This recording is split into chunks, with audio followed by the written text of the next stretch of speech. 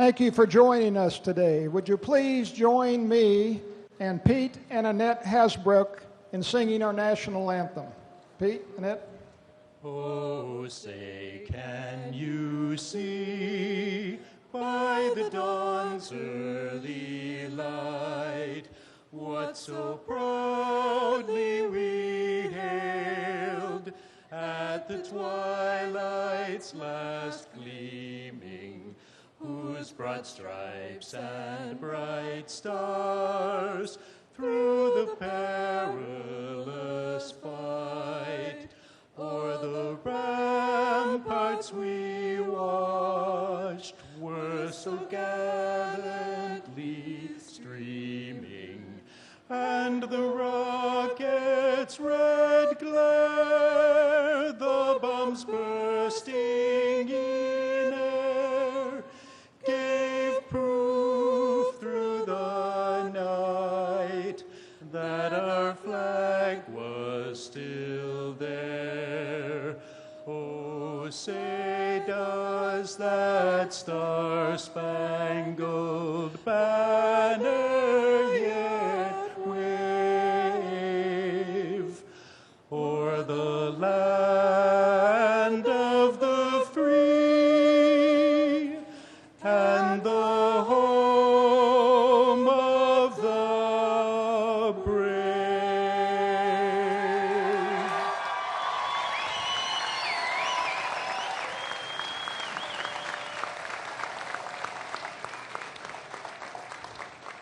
Thank you, Pete and Annette. Pete and Annette worked for NASA out here. I had no idea you had that kind of talent. Very good. I'd like to welcome all of you today to our final shuttle crew return ceremony. I'd like to introduce some of our distinguished visitors here today, if I might. Please sit down up here if you would. Thank you. United States Senator Kay Bailey Hutchinson.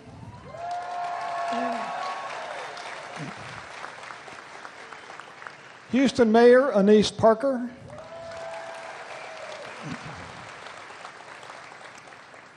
Jeannie Kranz from the office of Representative Pete Olson. Bronson Wood from the office of Representative Sheila Jackson Lee. Twyla Lindblade and Dodie Armstrong from the offices of Representative Ron Paul.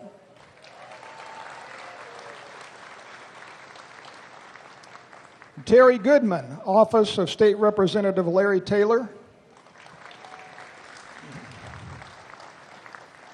Houston City Councilman Mike Sullivan. Houston City Councilman Stephen Costello. Galveston County Judge Mark Henry. Webster City Councilman Bill Jones. Webster Mayor Pro Tem Beverly Gaines.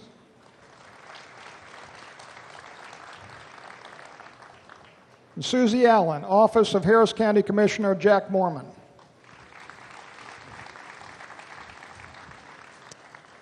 At this point, I'd like to invite Senator Kay Bailey Hutchinson on stage to speak.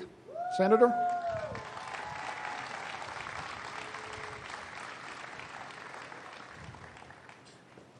Thank you. Well, thank you. Thank you. Welcome home. And thank all of you for coming out. You know, this is such a special place. This is where it all started. And I want to just take a couple of the quotes from John F. Kennedy, whose vision started our quest for preeminence in space, because it's so relevant today.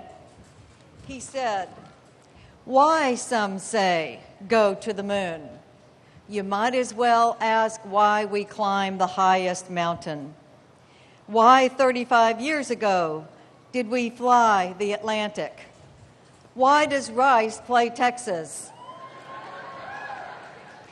We choose to go to the moon not because it's easy, but because it is hard.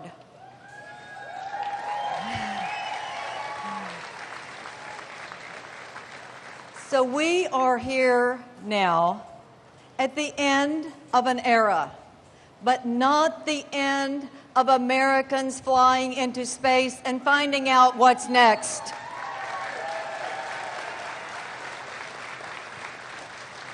I was here a couple of weeks ago with Mike and Dr. Samuel Ting, and I saw why we are going to continue. I saw the light in that Nobel laureate's eyes when he saw the cosmic rays that were hitting the spectrometer that had been put on the space station in May. That is why we're going to continue, because we have seen the discoveries and what they have done for us in the past. But we don't rely on the past. We look to the future. And oh, by the way, Rice is still playing Texas this year. So I want you to know that I fought to put this last mission on the books. It was going to be a possibility. And I want to say to this crew who flew it flawlessly, I breathed a big sigh of relief, because if you'd crashed that ship, I'd have been in real trouble. So, I want to say one other thing to this crew, because they really left the symbol of our will to go forward. When they took the flag that started everything 30 years ago, and they left it up there and said, it's not coming back till an American goes up in an American ship to retrieve that flag and bring it back to Earth. Thank you for that. Thank you. And we will. My heart is in it, and we will make it happen. Thank you. Thank you. Thank you, Mike. I do have resolutions that were passed by the Senate, by Senator Bill Nelson, the only astronaut in the Senate right now. Bill Nelson is your champion too, and we passed this resolution congratulating you and every one of you in NASA who has given us almost 40 years of success in space. Thank you all for being here.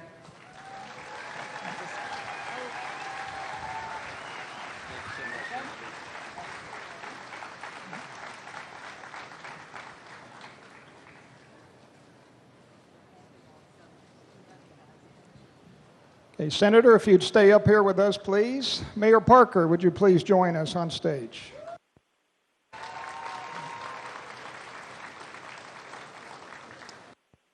Chris, I think we have... Absolutely. Can you help me unfold that, Mike? Well, hello, everybody. For Mayor Parker, we took up, and for the entire city of Houston, we took up a banner because we know that the lives of those of us at JSC and the lives of the citizens of Houston are so intertwined. We wanted just to express our thanks for everything that you've done for us. I know that we've been through some trials and tribulations over the last couple years, and I think I think Houston's taken it on the chin a little bit. So we wanted to tell you, as a representative of our great city of Houston, that Houston is always and was and will remain the first word in space. And I'd like to present this.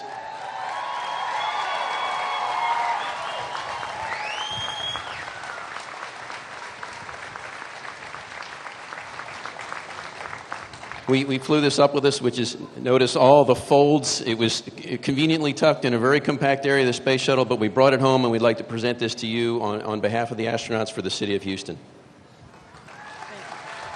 Absolutely honored to have it. We will display it now. Sure thing. We're absolutely honored to have it. We will display it proudly. And you said that Houston had taken some hits lately, but Johnson Space Center is Houston, and Houston is Johnson Space Center. We're in this together.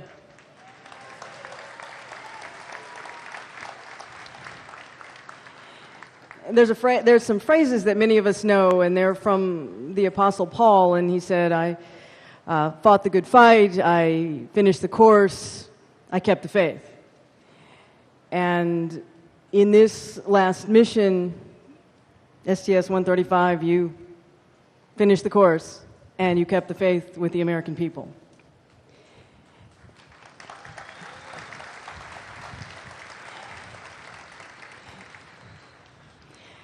If you're a 30-something, your vision of space is the space shuttle. For those of us of my generation, I grew up with the space program, Mercury and Apollo, and the space shuttle. And I have a range of memories. But for many of the people here today, the space shuttle is the only memory they'll have. We don't know yet what that next vision of space will be and what the memories will be for the smallest ones who are here today. But we are all committed to American presence in space and human beings exploring the universe. It is in our DNA to want to know what is across the river, over the mountain, beyond the ocean, on the backside of the moon, on Mars, and we will continue to do that. For those of you who piloted this, or who participated in this last mission, your Houston family has worked with you, and over the years of the space program, we have celebrated with you and we have mourned with you. But today, all of Houston is here to say thank you for a job very well done.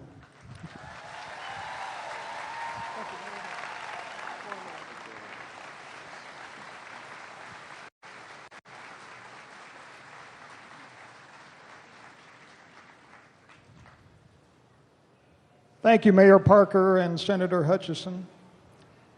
Now, I know you're anxious to hear from the crew, as I am, but I want to emphasize that we only have 4 crewmen up here when we usually have 7.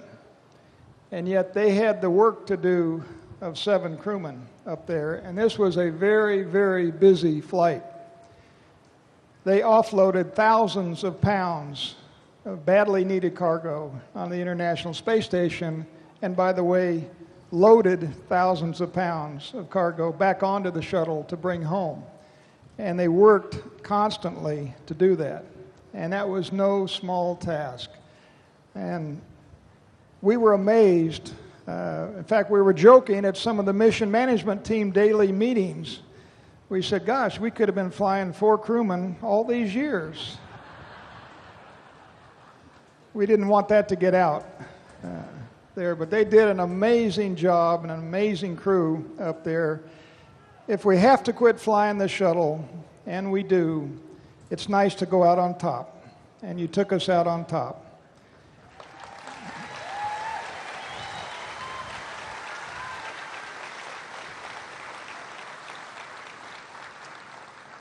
You made all of us look good, and thank you. With that, I'd like to introduce the commander of STS-135, Captain Chris Ferguson. Nice landing, Chris.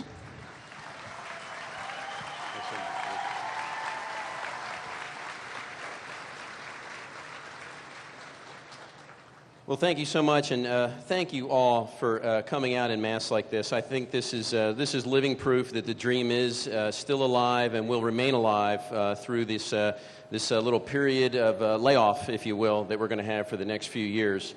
I have, and by the way, it's duly noted that I'm sitting and you're standing, and we'll keep this appropriately short. And again, I know it's an extremely warm summer afternoon in Houston, but we just have a few things we want to say.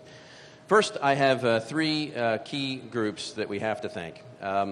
Not the least of which, and the first and foremost, is the Commander-in-Chief of my household, my wife, Sandy Ferguson.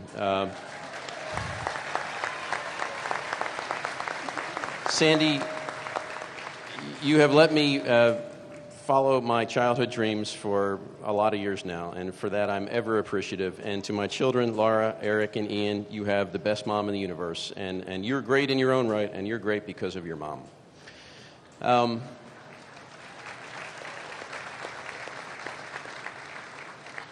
Second, I have to thank the architects of this mission, and they are our IPT chairperson, Steve Gaylor, our launch package management team, Steve Huning, our chief flight director on the shuttle side, Quatziala Barujo, and our chief flight director on the station side, Chris Edelin. You guys made a fantastic plan, and all we had to do was execute it, and thank you very much.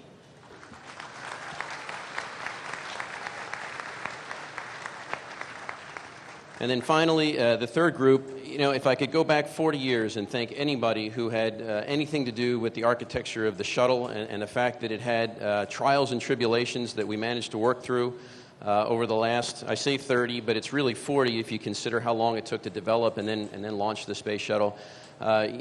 All I can really do is just highlight what I call the modern day titans of the program, and I know that I'm going to leave some names out, and for those of you whose names I leave out, I apologize.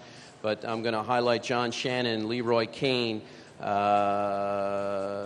Moses, Bill MacArthur, and John Casper. And I know I'm leaving names out, but you guys are the ones who lead this team, and I would ask that you convey our thanks to everyone who led the shuttle through a very difficult time. It is hard to keep a vehicle safe and effective up until the day it's retired. There's always that tendency to slack off, and you guys have managed it, I think, through one of the most tumultuous periods that in an aircraft's or an airframe's lifespan, and that is just prior to retirement. You did a wonderful job, and you all, in my opinion, deserve a resounding round of applause.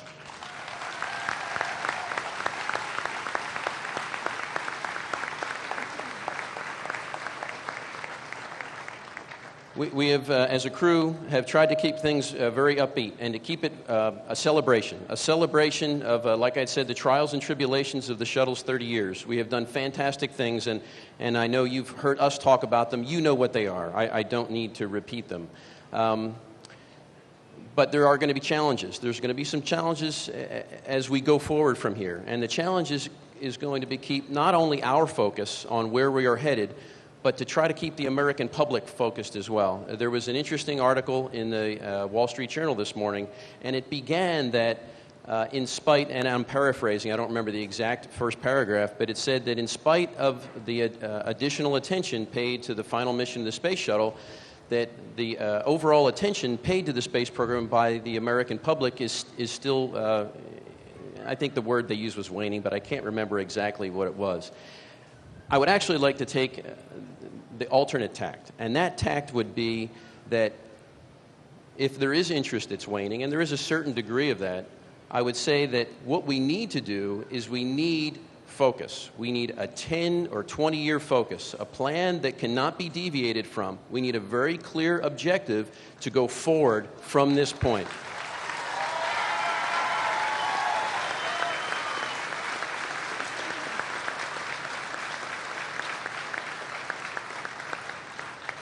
Once we get that objective, and once we start building that next vehicle, and that next vehicle is not too far away, once we start building that vehicle, we will get the interest of the American public, because I believe that if we build it, they will come.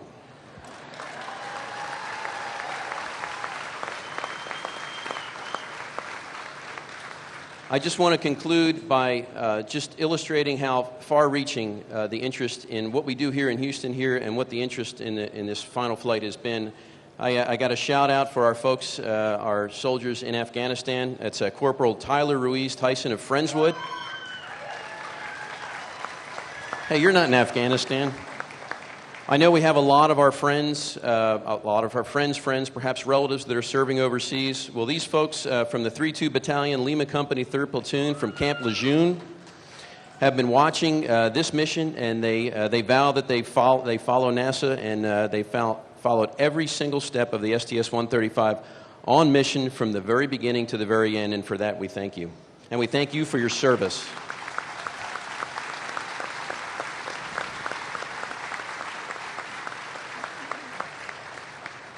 I had said yesterday at Kennedy Space Center, what you do in space is not nearly as important as who you do it with. And I had the privilege of serving with what I consider to be three of the most dynamic, professional, and at times even entertaining people that I could ever imagine. To my left is the pilot, Doug Hurley. You know, if there could be co-commanders on a mission, Doug would have been the co-commander of this mission. He backed me up. He checked my each and every move. He saved me on a couple occasions, and he did all things robotic. I mean, he did the Flight Day 2 and the landing inspection pretty much single-handedly with a little bit of help. Of course, we were spread a little thin. He assisted in the transfer. He did an incredible undocking and fly around, and in my opinion, it was just an absolute pleasure to serve with him. My one regret is that there's not another mission left for him to command. So, pilot, Doug.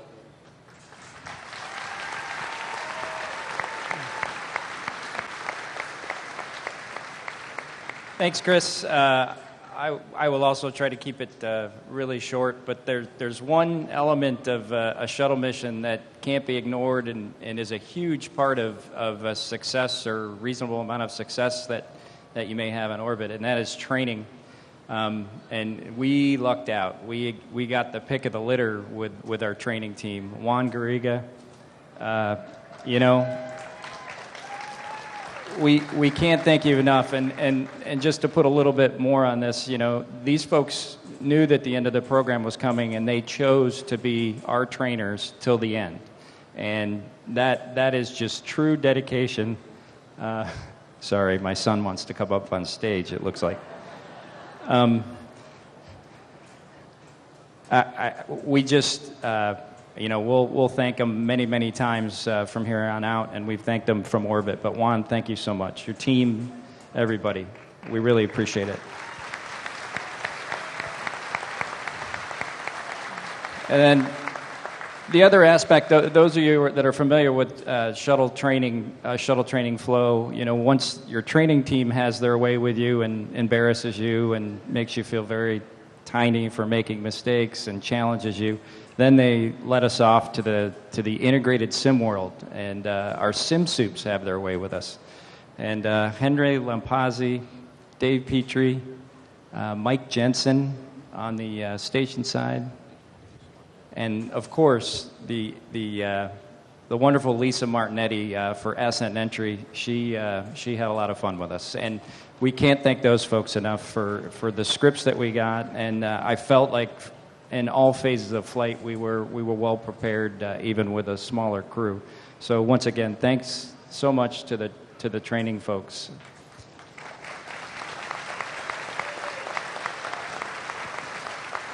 And you know, you can't even begin to embark on an adventure like this without just some wonderful support and help and love and all those things at home. And my wife Karen, you know, she's training for her own mission, and she had to deal with this 9-month whirlwind. I owe you.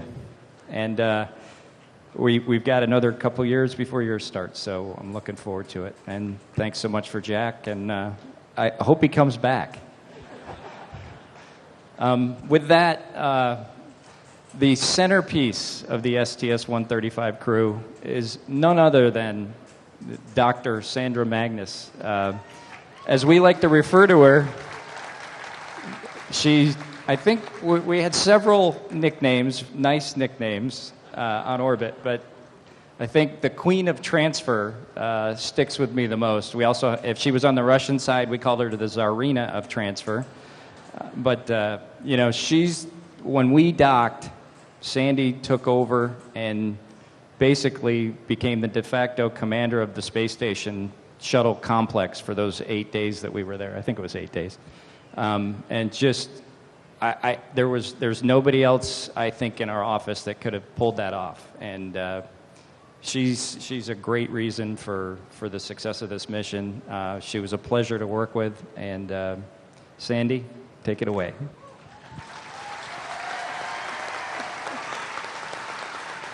What Doug was trying to say politely was that I turned into this absolute horrible dictator and worked them finger to bone for 8 particular days. Mr. Coates mentioned that we had a lot of transfer, thousands of pounds back and forth across the hatches. And of course, our space station crew, the Russian crew and the American crew up there, they all pitched in to help out. But execution of a mission is only a very, very small part of the success of a mission. And we mentioned this from orbit, that 99% of the success of any mission goes into the planning. Because if you don't start out with a good plan, you're just doomed to failure from the very start. And we were very lucky on this mission to have a superb team of logistics people working out all the details of how we're going to move all these bags. So first and foremost, I would once again like to thank Jeremy Owen and his team for all of the hard work that they did in planning out how we were going to unpack this big monster cargo vehicle and trade it back. Without their hard work and their dedication and their persistence and their attention to detail, we would have been doomed from the very start, regardless of how much of a dictator I was once we got to the space station. Also, Mike Meyer and the ACO team, you guys did a great job sort of ironing out all the wrinkles in the plan and keeping the timeline up and getting us prepared for all of those activities. And the OSOs with Rebecca Winfield and your group helping us set up for all of the small detail kinds of activities we were doing in the MPLM. And all of the preparation to get in and out of the MPLM, you streamlined that. It allowed us to work very, very efficiently on orbit. It was really great to be on the space station again. I want you all to know it's in great shape. All of your hard work and all of the persistence and all of the attention to detail and all of the care you put into that station is paying off. It's beautiful. We're set for the next 10 years for a lot of great science.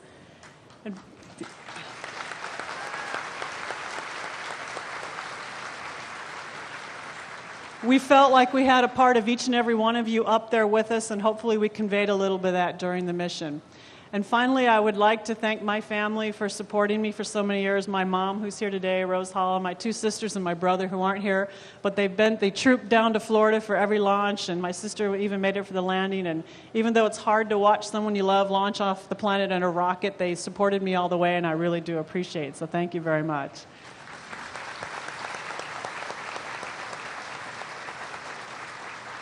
Also, on the other side of the operations, of course, is the program side, and the station program was undergoing a change in how they did their cargo processing for this mission. And I'd like to thank Kenny Todd and Dave.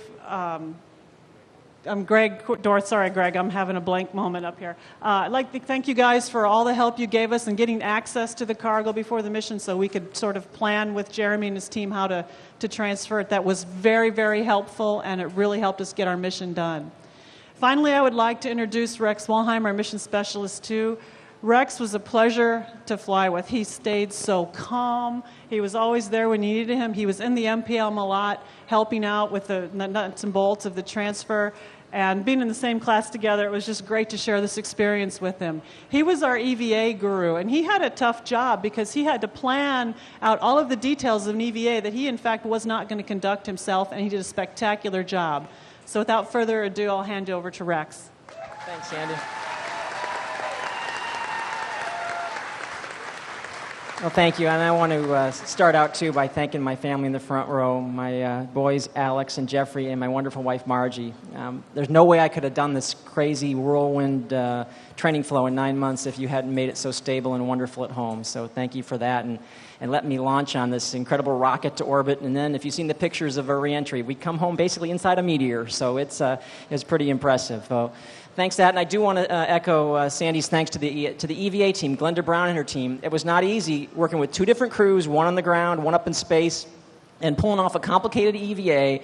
And her and her team made outstanding procedures and set us up for success, and we were able to accomplish everything. And we also want to pass on a thanks to Glenn Lutz in the XA EVA Projects Office, who allowed us to have all the suits, all the tools, everything we needed. They always come through, so we really appreciate that. And we'd also like to thank the support organizations that always help us, starting out with Flight Crew Operations Division, Janet and BK. You guys always gave us what we needed. We really appreciate that. Dick Clark and Aircraft Ops, they give us these great T-38s and help our families get back and forth and maintain our aircraft just spotless. Absolutely wonderful. And then Paul Hill and Mission Operations Directorate, thanks for your people. They're just awesome. It's an absolute pleasure to work with them, and I consider myself a proud member of MOD from back in the old days, and I always carry that as a badge of honor. And there's my friends, the flight directors. We just want to say thanks to the flight director office, John McCullough in charge of them. And I'll tell you, there are many times at JSC when I think I'm working hard and I just don't want to work anymore, but I literally think of the flight directors, the hardest working people at the Johnson Space Center, and I think they're working harder than this, so I can do this, and I really appreciate that. So I really thank everybody for all the help and everybody we didn't have a chance to name. But how do you sum up a 30-year program of the Space Shuttle? We've heard a lot of ways. It is a celebration. One of the best quotes I saw was down at the Kennedy Space Center yesterday. It said, "Don't cry because it's over, but smile because it happened." And that's the way I feel. I am so blessed to have been a part of this program, and I know you guys are too. And the joy we feel as being part of this incredible 30-year program will make us redouble our efforts, and we're going to have another program coming along the line that we're all going to be just as proud of. And I look forward to the journey with you guys. So thank you very much.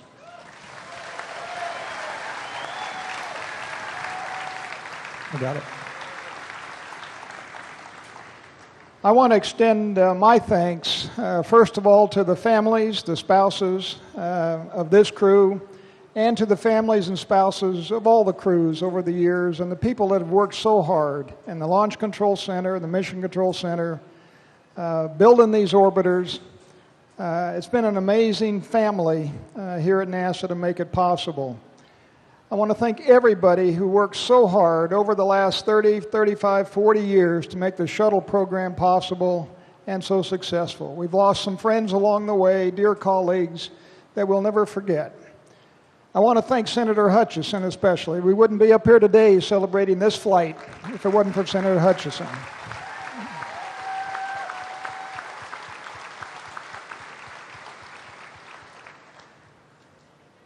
Now this crew, I want to say one final word about the crew. They've been really remarkable before the flight, during the flight, and after the flight, representing the astronaut office and the Johnson Space Center and NASA so remarkably well.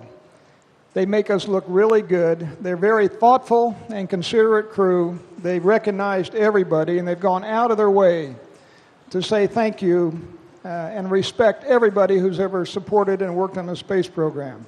So as a final thing, I've asked Chris to read the plaque that the crew left in the cockpit of Atlantis when they left.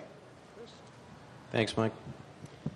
This idea came to us as a little bit of an afterthought, and through the incredible resources that we share with the folks over in Building 5 there, they came up with the plaque for us to hang, and maybe some of you have seen it on Twitter or perhaps online, but the inscription is it's from the heart, and I just thought I'd take a moment to read it all to you, and we'll conclude with this. First of all, there's the picture for those of you who probably can't see it very clearly, but let me read the inscription. And we had it cut to fit right over CRT-3, right in the middle. And if I was as clear thinking as I wish I was right after landing, I would have put it right on there, but I had to have somebody run back and pull it out of my saddlebag and put it on there for me. But it says that this plaque flew on the final space shuttle mission in July 2011. From the fortunate few who have served in space to the thousands who make spaceflight a reality, thank you for keeping the dream alive. Your passion for these amazing spaceships will always stand as proof of what this country can do when it dares to be bold. Thank you, everyone. Thank you.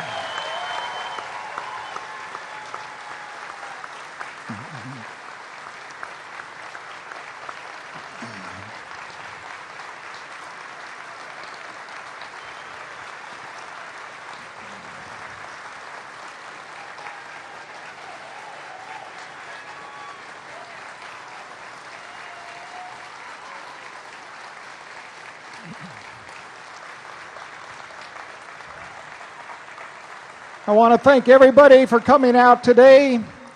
Again, I want to thank Senator Hutchison. We have a future in space. We're not stopping. We will have a future in space. A reminder, we have astronauts in orbit right now. We're going to put Karen up there soon. So we do have an ongoing space program, very active one, here at the Johnson Space Center and at NASA. The crew has agreed to stick around for a little while and sign autographs, but they've been floating around in space for a couple weeks, so it's a little bit warm out. Don't keep them too long, please. Thank you very much.